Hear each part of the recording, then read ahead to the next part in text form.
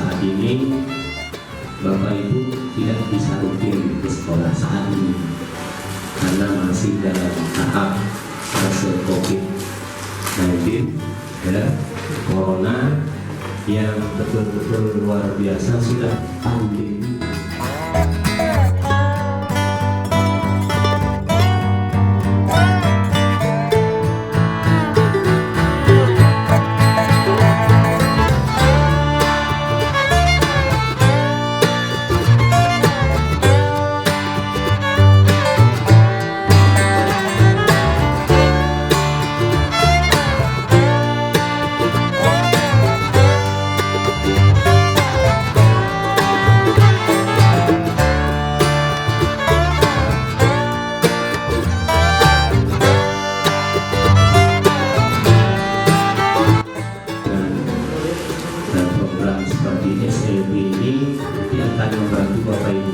Hanya untuk saat ini Bapak Ibu tidak bisa rutin ke sekolah saat ini karena masih dalam tahap fase COVID-19 ya, Corona yang betul-betul luar biasa, sudah pandemi. Jadi kalau sudah pandemi sudah dunia, jadi bukan nasional lagi, jadi sudah bukan endemi lagi, tapi sudah pandemi, jadi sudah dunia. Ketika kita datang ke sekolah, saya dengan Pak Kepala Sekolah bisa jaga jarak. Tapi ketika anak-anak itu tidak bisa. Kita bisa lihat sendiri di belakang kita, tidak bisa. Oleh karena itu, nanti kebijakan pemerintah silakan berlakulah sekarang oleh pemerintah pusat dan pemerintah provinsi, ada namanya BDR, belajar dari rumah. Bagaimana caranya? Bapak Ibu wali murid nanti akan bisa menandai Bapak Ibu guru yang akan nanti ke rumah Bapak Ibu. Tandanya. Siapa tahu ada orang lain curiga kan? Supaya jangan curiga, mulai dari hari ini silakan tandanya siapa nama guru itu bagaimana wajahnya, sehingga ketika nanti datang ke rumah Bapak Ibu aman, guru anak saya. Jadi seperti itu Bapak Ibu. Jadi ini yang dinamakan dalam pendidikan PKIP, pendidikan keluarga, gurunya, orang tua dan masyarakat ikut andil menjadi satu. Jadi kalau untuk anak kita yang reguler itu kan masih bisa online, tapi untuk kita hanya orang tua yang bisa online dengan guru, tapi kan penting. Kalau orang tua atau guru dengan anak-anak dan mungkin online. Oleh karena itu perlulah campur tangan kita orang tua. Artinya bapaknya siapa saja sempat di rumah. Ingat bahwa ini titipan Allah yang sangat berharga untuk kita dan harus kita tangani dengan tangan dingin. Bagaimanapun keadaannya, apapun resikonya, Bismillah dalam bahasa Islam seperti itu. Karena ini adalah makhluk titipan Allah kepada kita. Bagaimanapun harus bertanggung jawab. Nah, jadi seperti itu Bapak Ibu ya. Dan jangan ragu-ragu, insya Allah Tuhan Allah sudah menjanjikan kita ketika kita berhasil, maka apa yang kita dapat? Kan kita disuruh berdoa, doa satu jagat kita. Rabbana atina fid dunya hasanah, dan selanjutnya kita tahu semua. Kita mendoakan diri selamat dunia dan akhirat. Bagaimana caranya? Ya dengan begini. Ketika kita punya anak normal, bagaimana cara didikan kita? Ketika kita punya anak luar biasa, bagaimana cara kita?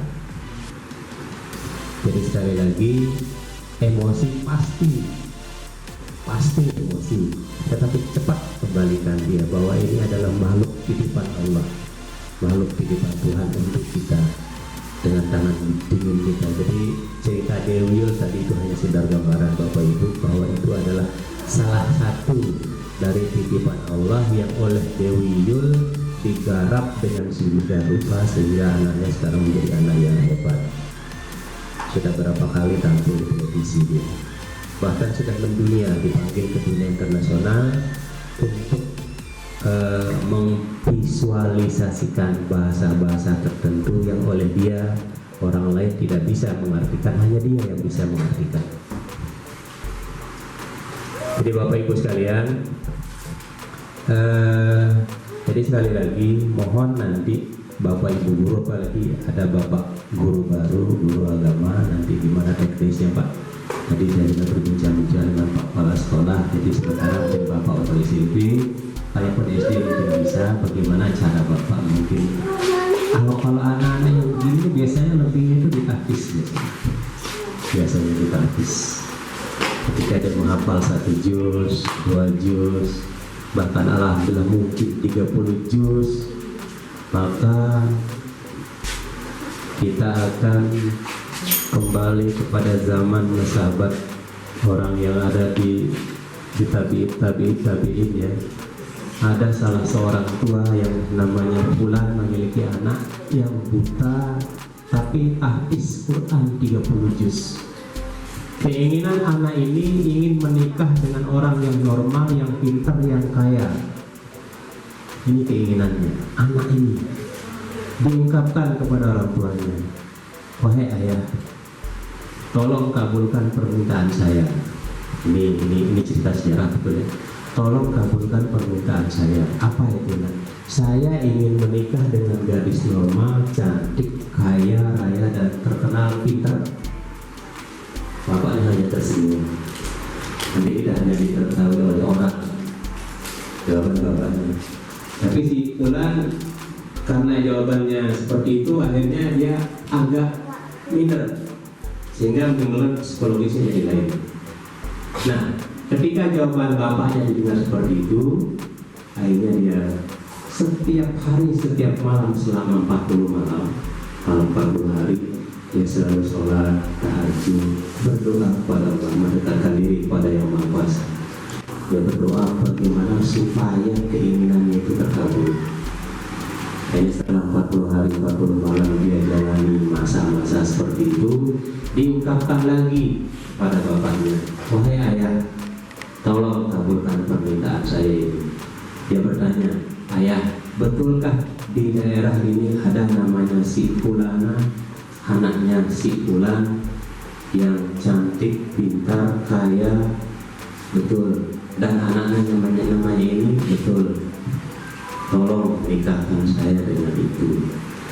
Jawaban bapaknya lagi, baik anakku, walaupun nanti kita akan mendapat jawaban dari bapaknya dengan sangat menjauhkan. Kita akan coba.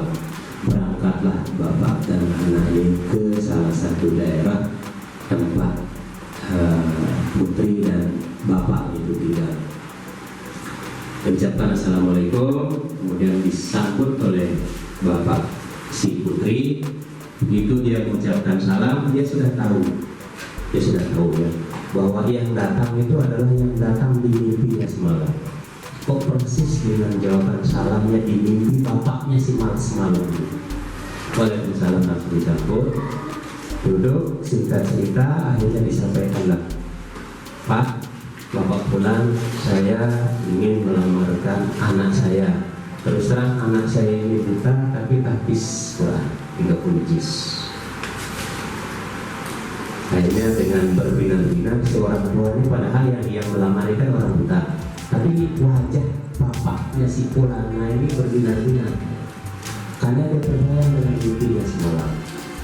Akhirnya beliau tidak langsung jawab, tapi panggilan lagi, wahai Fulana, keluarlah, ada yang ingin bapak sampaikan.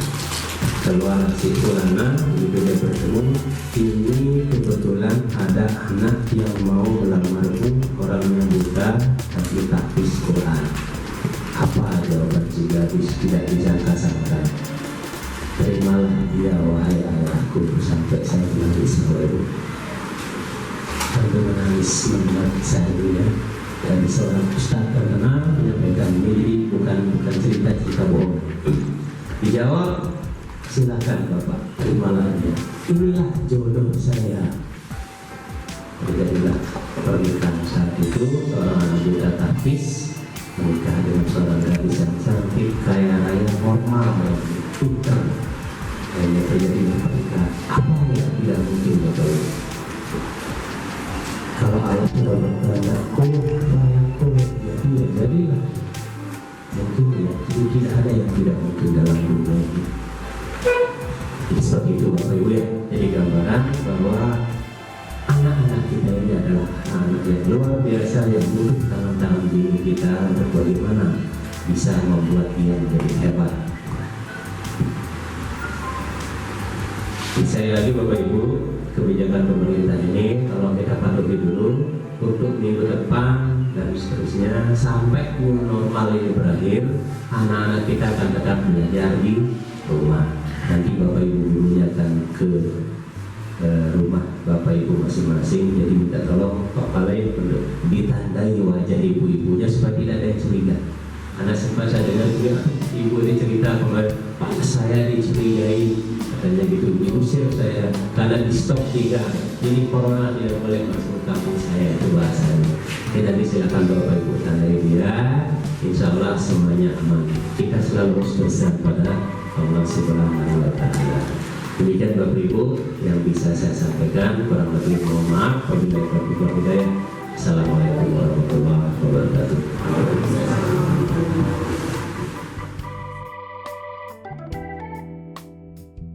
Berkoordinasi dan menyampaikan baik nanti kami berkunjung atau kami lewat surat. Untuk akhir dan nanti mau kami ada diskusi itu dengan teknisnya karena Anda sudah baru kan.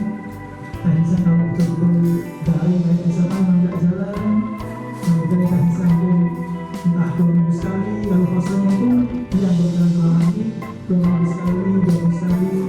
Nanti di sekolah kami guru yang materi mungkin Bapak Ibu bisa ada sekolah, terus atau mungkin Bapak Ibu kami ke rumah, itu nanti hal-hal yang perlu kita sepakati masih bertanya tentang kurikulum pendidikan luar biasa. Kemudian kita sudah 2 jenjang SD dan SMP lagi. Insya Allah ini tidak ada tahun lagi tamat SMP jika ada SMA. Tapi bagi anak-anak yang mampu setelah tamat SMP kita tidak mungkin nanti kita akan inklusikan menjadi SMA atau SMK. Kalau SMK itu kan memang 60% kita lihat lagi skill ya. Saya kalau anak di Mataram itu yang SMP itu adalah tamat SMP dia yang pulang insya Allah mungkin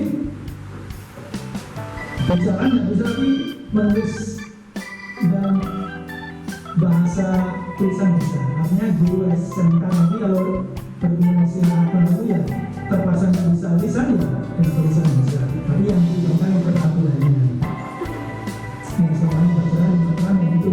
Tapi kalau anak-anak yang punya negara memang tidak bisa terpaksakan. Tentu cuma kemungkinan. Kalau mengalami mampu, ya kita ikut saja Pak di SMK. Kebetulan lagi satu akad dengan SMA, SMK kan.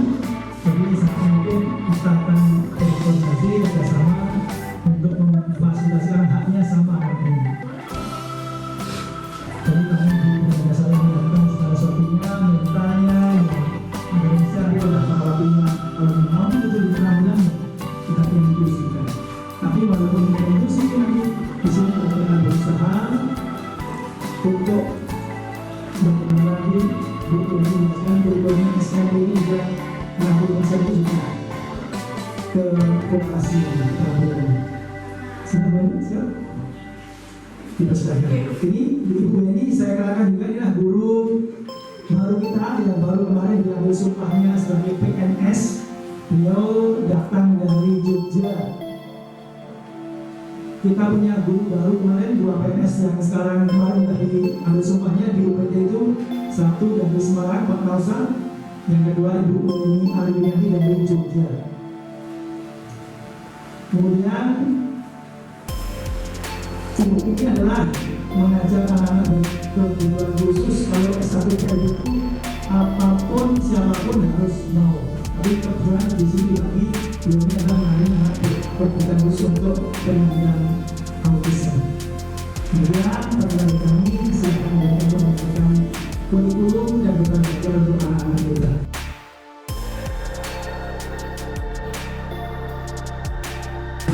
Saya Bu Ini.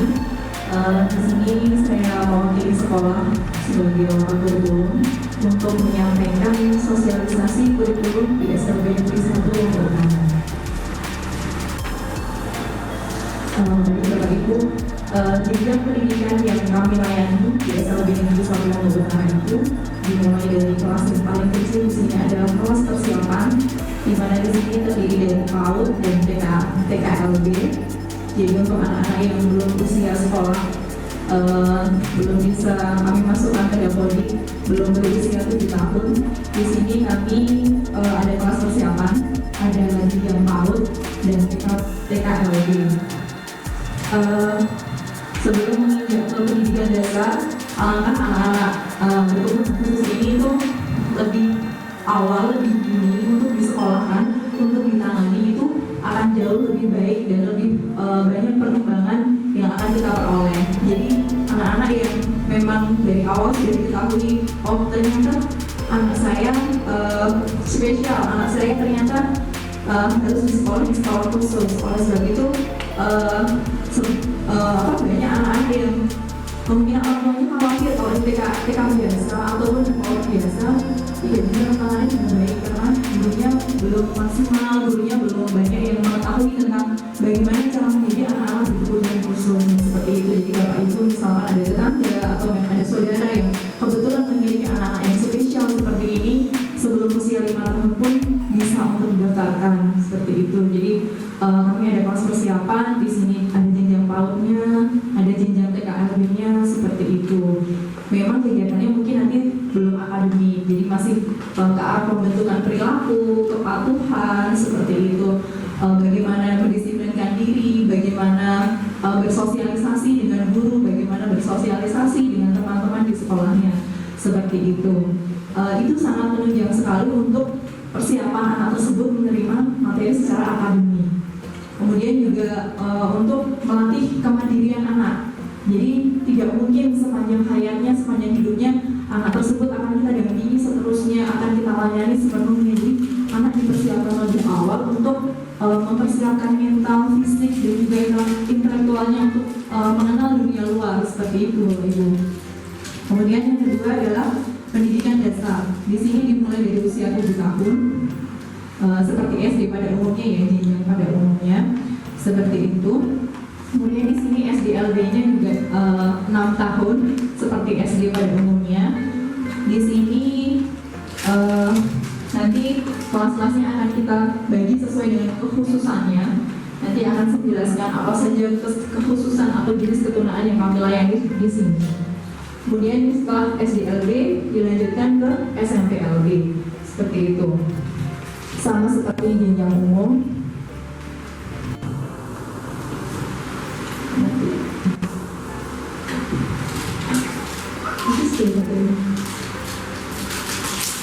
Nah, kemudian untuk yang di jenjang selanjutnya kami juga ada jenjang SMALB. Ada jenjang SMALB, namun di sekolah kami karena masih tergolong sekolah baru, jadi kami belum memiliki jenjang yang SMALB seperti itu. Kemudian di SMALB itu tidak sepenuhnya akademik. Jadi seperti yang saya katakan tadi, anak-anak yang spesial ini lebih diarahkan kepada kemandiriannya. Jadi ketika sudah memasuki jenjang SMP itu akademiknya sebagian besar ada yang dikurangi, jadi lebih ke vokasional atau kecakapan hidup seperti itu. Kemudian di SMALB itu lebih ditingkatkan lagi kemampuan vokasionalnya, kecakapan hidupnya, dipersiapkan untuk anak itu selain mengetahui kebutuhan dirinya, selain mengetahui apa saja yang harus dia kerjakan sebagai seorang manusia normal pada umumnya, memenuhi kebutuhan sehari-hari seperti makan, minum, mandi, kebersihan diri seperti itu juga diarahkan ke keterampilan vokasional seperti keterampilan yang bekerja sederhana. Meskipun tetap kita dampingi ya, tidak 100% anak itu dilepas. Misalnya kita ajarkan keterampilan sesuai kemampuannya. Ketika anak tersebut memiliki bakat di memasak, kita arahkan untuk memasak. Misalnya membuat kue-kue sederhana seperti itu.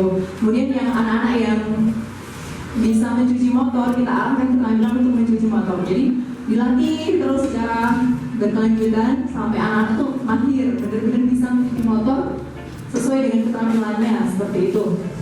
Kemudian di beberapa sekolah juga sudah ada yang lebih ini lagi ya, lebih meningkat lagi bagi anak-anak yang mempunyai visual bagus, memiliki kemampuan bakat desain grafis, kita arahkan ke desain grafis seperti itu. Jadi kita sesuaikan dengan kemampuan anak ini. Anak ini punya bakat, punya kemampuan di bidang apa, itu lebih kita arahkan ke sana seperti itu. Dan kemudian untuk jenjang jenis ketunaan yang kami layani di sini, ini terdiri dari beberapa jenis ketunaan. Yang pertama tunanetra, tunarungu, tunagrahita, tunadasa, dan autis. Tunanetra ini anak-anak yang memiliki keterbatasan di penglihatan. Kemudian untuk tunarungu, tunawicara itu memiliki keterbatasan dalam pendengaran dan juga dalam berbicara seperti itu. Kemudian untuk tunagrahita ini adalah anak-anak kami yang memiliki keterbatasan dalam kemampuan intelektualnya seperti itu. Kemudian untuk yang tunadasa itu mengalami kehambatan dalam gerak atau fisiknya, misalnya memakai kursi roda seperti itu. Kemudian untuk yang terakhir adalah autis. Autis ini termasuk ada yang ADD, ADHD seperti itu. Jadi beberapa jenis ketunaan itu yang saat ini kami layani di sekolah kami.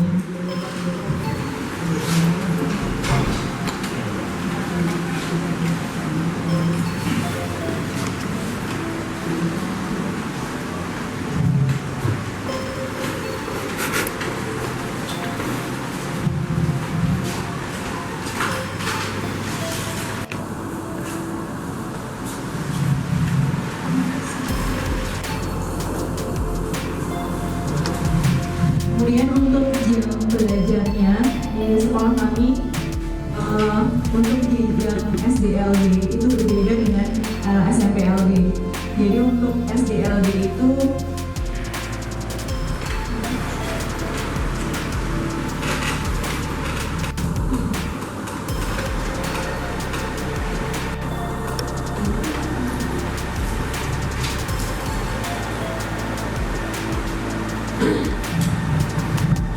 untuk SDLB tingkat yang paling dasar yang kelas 1 itu 30 jam pelajaran. Satu jam pelajarannya di SDLB itu 30 menit Bapak Ibu. Kemudian untuk yang kelas 2 itu 32 jam, kelas 3 nya 34 jam, dan kelas 4, 5, 6 itu 36 jam pelajaran.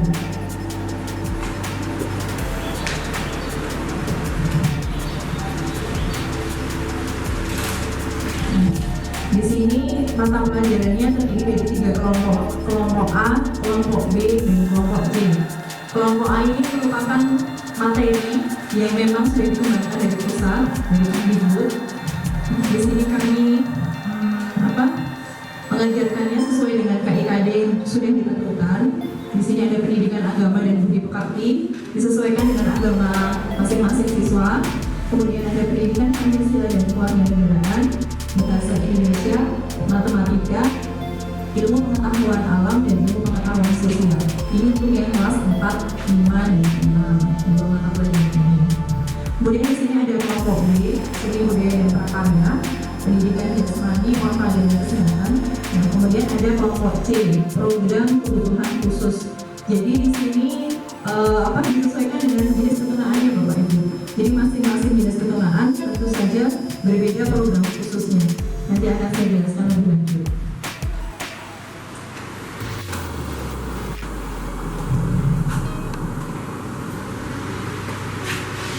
Nah, untuk yang SMPLB ini lebih tinggi jamnya, terdiri dari 38 jam pelajaran. Ada tambahan bahasa Inggris di kelompok A-nya. Kemudian kelompok B di sini ada seni budaya, pendidikan jasmani, olahraga dan kesehatan. Kemudian ada prakarya. Nah, di SMPLB inilah mulai untuk diarahkan keterampilannya lebih banyak.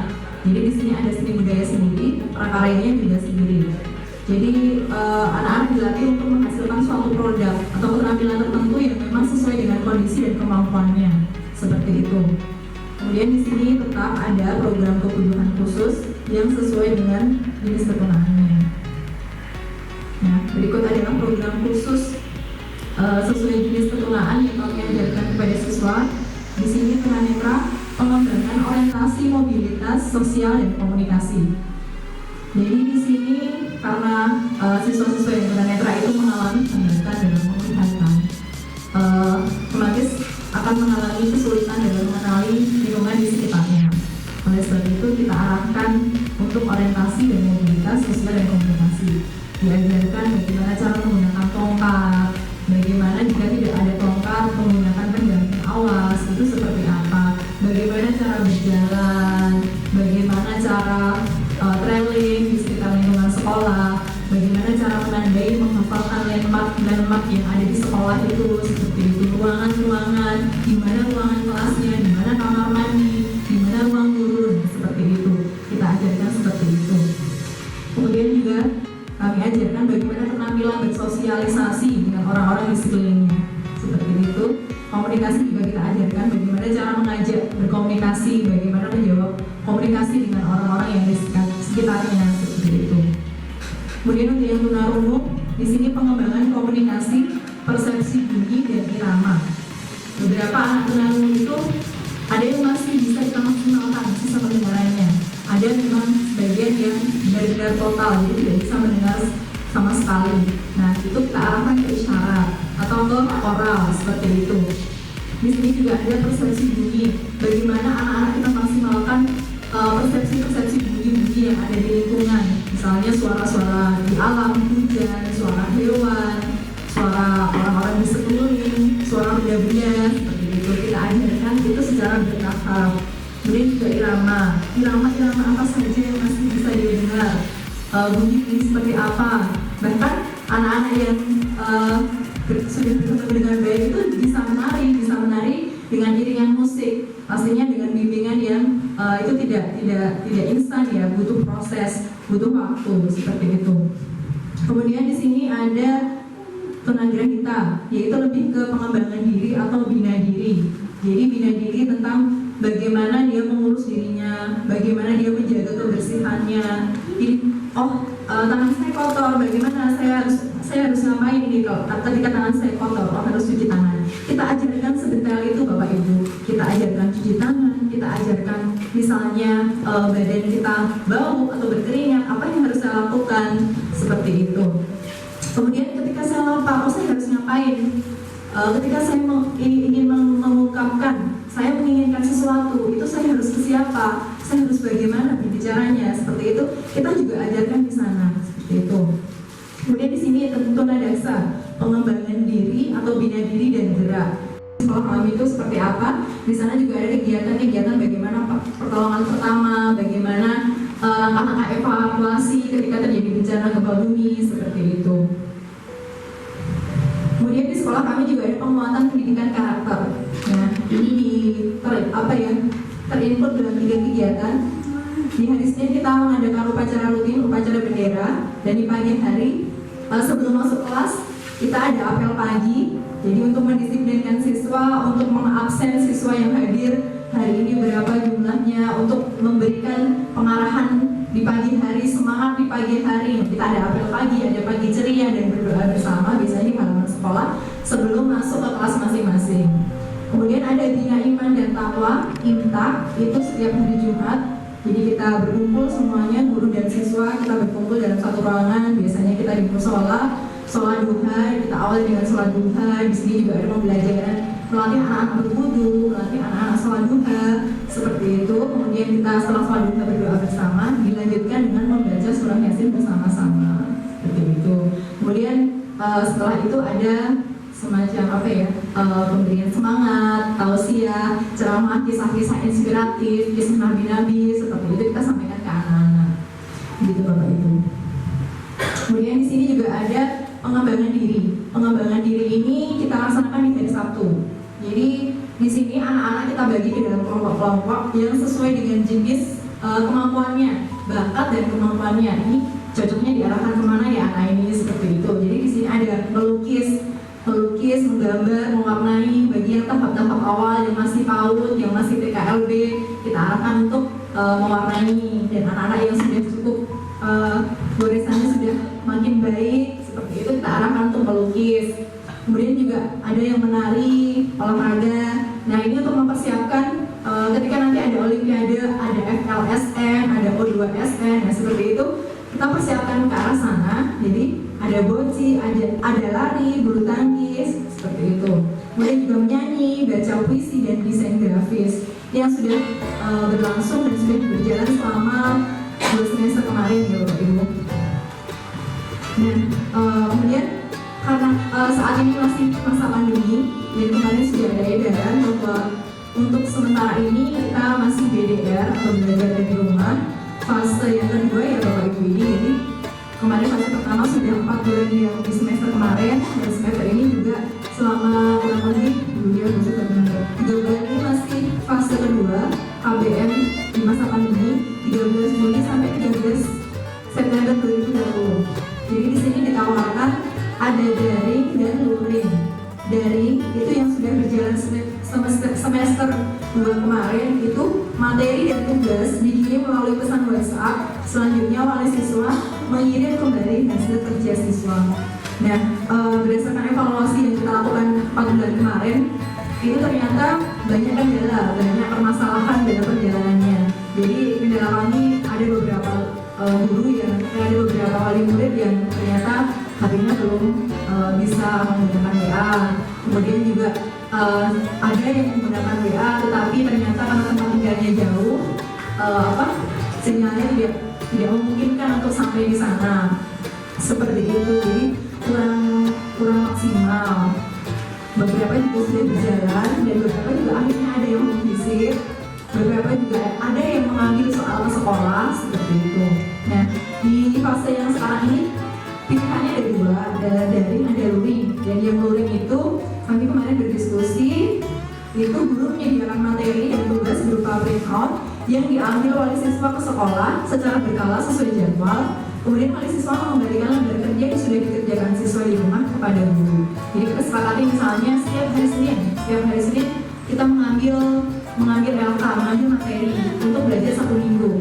Nah, kemudian untuk ketika nanti misalnya ada pertanyaan atau wali siswa ada yang kurang dimengerti dengan materi yang kita berikan, itu bisa komunikasi lewat telepon atau bisa lewat WA, seperti itu. Dan nanti seminggu kemudian di hari Seninnya lagi sambil mengambil materi yang selanjutnya membawa hasil kerja yang sudah dikerjakan siswa seminggu sebelumnya, seperti itu Bapak Ibu. Nah, terima kasih. Demikian pemaparan sedikit dari saya. Mungkin nanti kita bisa lanjutkan diskusi Bapak Ibu ya. Nanti kalau memang ada yang ingin ditanyakan ada lagi. Sebentar ini saya akhiri dulu. Kurang lebihnya mohon maaf. Assalamualaikum warahmatullahi wabarakatuh.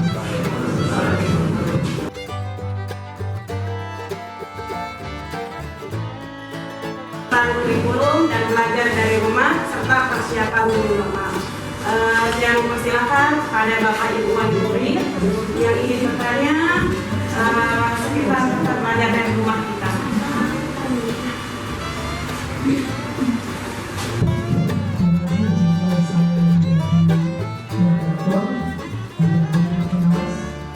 Ini adalah kesempatan kita yang pertama, jadi karena semuanya bahan baru, Bapak Ibu wali murid baru dan SLB, kami baru bisa ketemu langsung, ada situasi yang baru juga. Jadi idealnya memang kita bertemu setiap hari kan, tadi disampaikan oleh Pak Pengawas, SLB itu tidak mengajar saja, tapi banyak mendidik.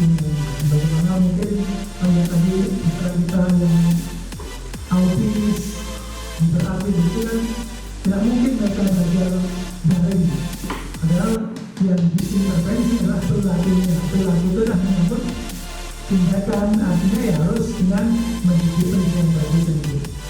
Tadi sudah disampaikan pandangan oleh Bu Tani tentang belajar anak-anak itu yang materinya sama dengan anak-anak SD dan SMP pada umumnya, yang adalah program khususnya. Sehingga panjang waktu belajarnya berbeda. Kalau SLB itu 1 jam pelajaran hanya 30 menit. Kalau SD kan 35 menit. SMA 45 menit. SMP mungkin 40 menit juga. Sehingga kalau SLB pulang jam 12, SMP SD umum pulang jam setengah 1, itu karena perbedaan di lama jam belajarnya. Satu jam pembelajaran saya itu 30 menit. Pada jam berarti 60 menit satu jam. Kalau dia umum 70 menit dan itu yang dikatakan. Kenapa saya juga pulang duluan 3,5 jam? Karena akumulasi dari 5 menit kali 7 mata pelajaran, ya juga bedanya setengah jam kemudian gitu. Jadi itu mengenai kurikulum di SLB. Di samping itu tadi sampaikan juga tentang hal-hal apa yang bisa dikembangkan. Jadi kalau akademis memang disampaikan dari buku kami bagi anak-anak yang secara akademis mampu yang kita layani kan ada anak istimewa yang bagus kita layani. Bahkan tadi saya sampaikan kalau memang dia memungkinkan tadi kita inklusikan dengan cara SLB sebagai sumber belajar. Jadi nanti di sekolah misalnya peserta satu kampung kesulitan ya kami mendampingi. Biasanya itu di komunikasi.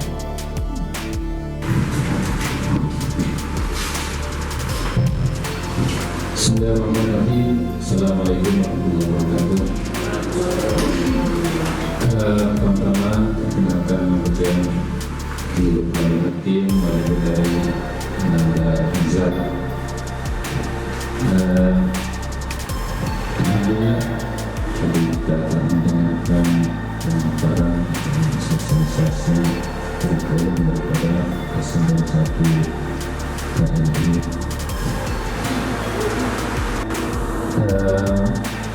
Saya menyampaikan bahwa pertama dan terima kasih kepada Bapak Ibu Guru didik anak kami yang sudah sampaikan tadi dengan program ataupun kurikulum yang disampaikan itu. Saya ingin menanyakan sedikit tentang pada anak-anak ini dan macam-macam tuna tadi, tuna rungu, tuna netra, tuna grafita dan sebagainya. Nah, terkait dengan anak yang sendiri ini tuna grafita mungkin yang belum begitu paham atau tentang apa sebetulnya tuna grafita dan tuna yang lain, mungkin mohon kepada ibu guru atau bapak pengawas untuk memberikan penjelasan nantinya. Mungkin supaya kita juga lebih bisa mengetahui perkembangan anak atau bagaimana tindakan yang kita sampaikan kepada anak kita. Mungkin ini yang pertama. Dan yang sendiri juga belum tahu namanya saja, tapi yang sebelumnya anak grahita itu seperti apa? Yang bisa dijelaskan. Oke, ini dulu. Terima kasih. Assalamualaikum warahmatullahi wabarakatuh. Yang lain, Jadi nama saya Asmawati, wali murid dari Muhammad Opan Ayam dengan alamat Pak Lembek. Di sini anak saya termasuk yang tunadaksa, tidak bisa bicara dengan benar, bicara, tidak bisa bicara dan didengar. Kewenangan saya di rumah itu mendidik dia dalam berkomunikasi. Saya ingin diperjelaskan bagaimana cara kita berkomunikasi dengan anak tunarungu. Cuma itu saja. Assalamualaikum warahmatullahi wabarakatuh. yang pertama untuk bapaknya Hamzah. Jadi yang dimaksud tunagrahita itu adalah anak yang lebih kecenderungannya dihambatan tingkat 2. Jadi biasanya disebut kalau zaman dulu itu cacat mental. Jadi ukurannya itu inteligensi kemampuan. Jadi misalnya seperti anak kita ini, si Raju ini sudah 12 tahun, tapi kemampuannya masih sama 7 tahun. Jadi secara umurnya itu kandungan sudah 12 tahun, tapi kemampuannya sama dengan kalau anak normalnya 7 tahun. Jadi